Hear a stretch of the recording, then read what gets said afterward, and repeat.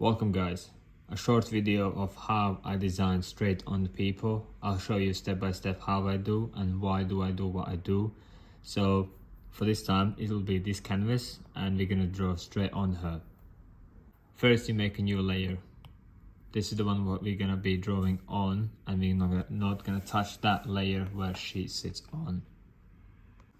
What I mostly do is I take the layer where the person is or the canvas. Here you desaturate it. I don't like when I can see them too much. I can see where what sits, but I leave about this kind of saturation where whatever I draw, well, almost. And then we need to make that. See here, I know it's on the wrong layer. That. So wherever I draw, it'll be darker and it's gonna stand out way more. Just like that.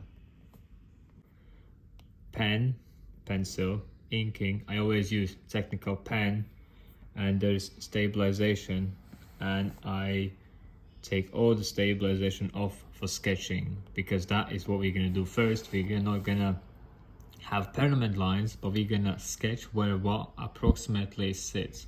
So this layer is a sketching layer. The plan is to design something so big and at the same time so wide open that anything else can be added to it and extended into a big tattoo, rather than having a single small piece here, which is boring and which we're not gonna do. I'll probably focus on approximately that much of a time at once. So that's the area we're gonna design today. I can feel the blood creeping up from the heathens. Got will, got fight, got pride, got reason. If they wanna go eat, then you know I'm gonna feed them. If you're coming for me, hope you're ready for a demon. I got eyes in the back of my head, I'm seeing. Take me for granted and you know I'm leaving. I'ma take what's mine with the webs I'm weaving. I could take this crowd from seeing to believing. Got a taste for blood and my tongue keeps bleeding from the words I spit. So sharp, so freezing, so cold. Behold, frostbite they feeling. I could tear you apart or I could go heal them. Don't believe in fate, don't believe. It's a stage where you don't do anything really complicated, really detailed, only to the point where you understand kind of what's going on. For that reason, I did a little bit shading here and there, just so in the future I know exactly what means, why it's there, and makes it a fraction a little bit more readable than just line work. And it gets really busy sometimes, and this is a stage where we only sketch and map out the things. Afterwards we will need to make sure like lines like this, they match up, and there's a missing line here, and we're gonna find a lot of missing lines like this which needs to be added in the future. But now we just need to make sure approximately it looks nice, we can understand what's going on, but at the same time not getting too much in detail, because there's more details I want to add, like here and bit here. But for that, keep watching and you're gonna see. I want to add mandala on this design.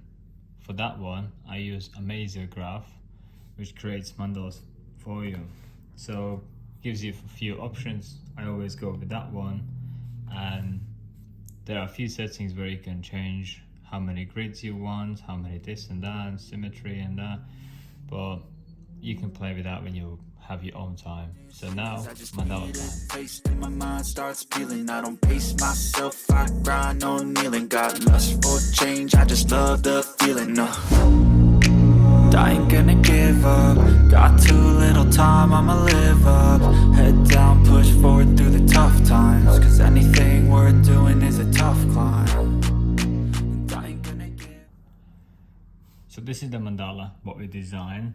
This is a layer of its own. It sits there, and what you need to do is from normal turn into multiply, so you can see both at the same time. Then you can zoom in, selection tool, so you can move around, and my idea is to place it around there. I was kind of thinking about maybe here, but I think that's how we lose like the centerpiece, and all these petals gonna go over too much and it won't be readable anymore. So I'm thinking to have about there approximately, maybe here. No, it's gonna sit around there. So that's there. Then we're gonna desaturate that one and that one. Let's say we bring them together, we desaturate, so it's easier to see where I need to delete the mandala lines. Then I take a rubber and I got rid of mandala in areas where it will be overlapping by that design lines. So it's less confusing for you, easy to understand where what sits. This is the other leg, we don't need that one. Because one of the things what I do is I save images by themselves, like this I imported into here, but I saved as a separate image. So on a day when I physically make those lines, I'll probably need to freehand them, because I don't think I can make a stencil for these lines. That needs to be added once this is lined. These needs to be lined afterwards, and the mandala needs to be placed afterwards. And for that reason I save that image of its own in case I need to bring it in and stencil afterwards. So approximately like that. And perhaps we're gonna delete that. I can bring that in and I can see I missed a spot there.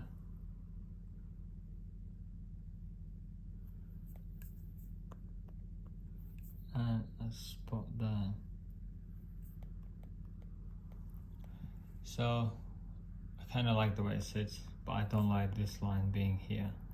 So I'm probably gonna get rid of all this what goes above the black line in there. To be honest, no, I don't like it.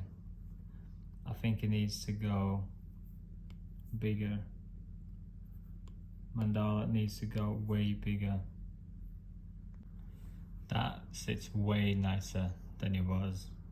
And then I'm thinking I'm gonna use a select tool, and actually I forgot to do one little small area, which is there. Totally forgot about it. Didn't see it. So selection tool and select on freehand, so you can draw your own areas which you fancy. This one doesn't have any stabilization, so it needs to be done careful in a sense. But that we just need approximate, because this is still the stage. We're only playing with the design and we are trying to see if it's gonna look good or maybe not gonna look good. So don't get too frustrated and don't get too like stubborn for keeping every line as it is, because maybe I'm thinking I'm gonna get rid of these two lines here because I feel like I don't really need them. But for now it's cool, they can sit there, but I'm already thinking to get rid of them. So now we literally follow all around, select the area we're gonna be not painting or not shading. I'm gonna put a shading behind this in a sense where we go there, and to make a loop you need to touch the gray. So now it gives you the selection what we selected, and we worked around these petals so it's not gonna go into those petals. Then we go on the brush, we pick airbrushing, and then I'm gonna just shade.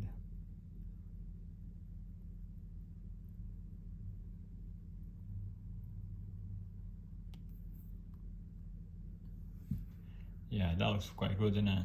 It looks pretty decent. And I feel like we're gonna do the same in this section where we select areas we wanna work on, and we're gonna put the shading into that area as well. See, it made a selection tool and it selected that one, but it still allows you to carry on and select next working areas even on top of this grid line, or what that's supposed to be. The area what shows you are selected or not selected. So if we draw on top of it, in preferences you can change the how dark you want these gray lines to be, noticeable or really barely unnoticeable. I keep mine in between where I can see literally the area what's not selected and selected, but at the same time I can still see everything what's underneath, so it's dead easy to follow to the stuff I need to be following. Perhaps I need to select that one, and I feel like this is another area what's not by petals. That is there, and then maybe one more here. This is on add here, if you see on the bottom, but you can do remove, so you can select the area and it's gonna remove that area, but we need on add, so it adds new selected areas. I think I did them all.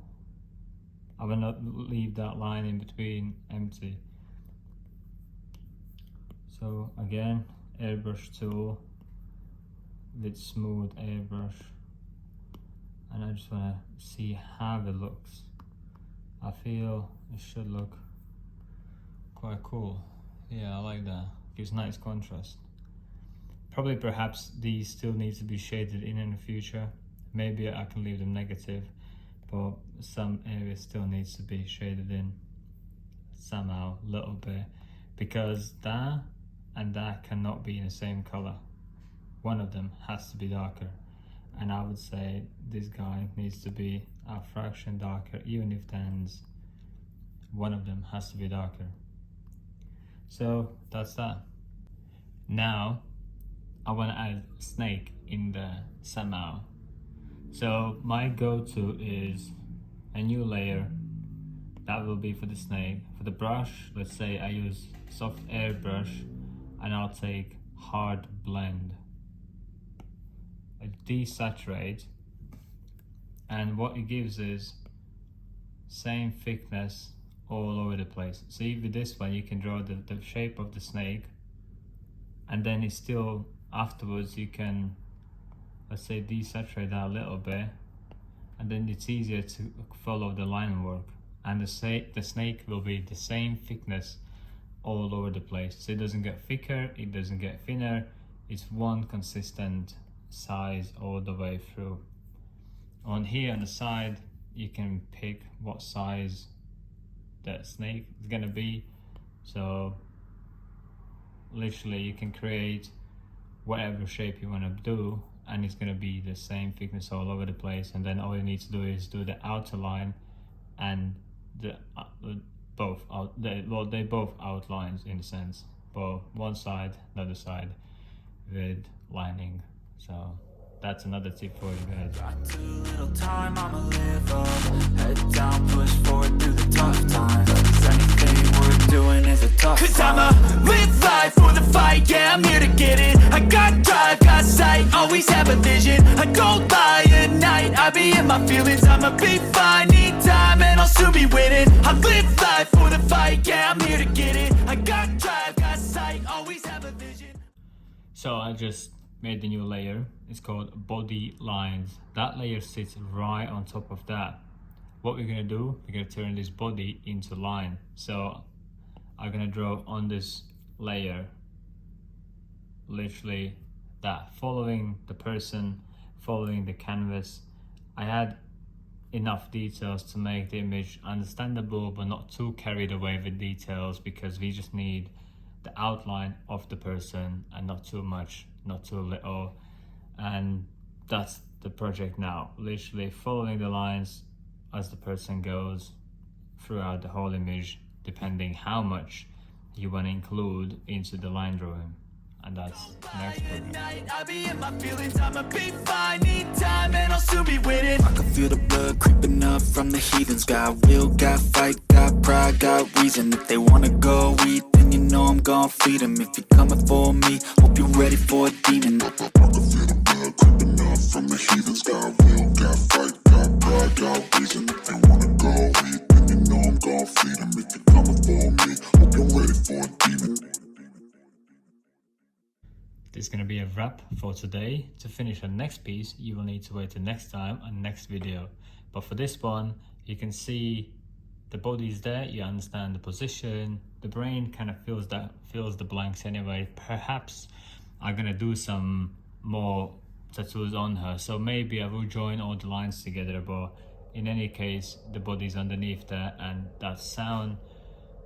And all this I'm gonna do in next video. We need to make another layer, clean all the flowers up, clean all the snake up, and that will be next time. If you need any tutorials of whatever I just did today, just let me know. Maybe you want to see that chrysanthemum done from 0 to 100, I can teach you that. Maybe you wanna, I can't explain what I did with the snake, but I can go more in detail in that one. If you want to know how to create mandalas like this, I can't explain, but still I can make more detailed version of a video. And the body is pretty straightforward. You just copy the outer lines of the body, following as it is. But for this one, today's a wrap and we call it a day. So if you want to see it finished, you gotta wait for the next time. So thank you for watching and I'll see you next time.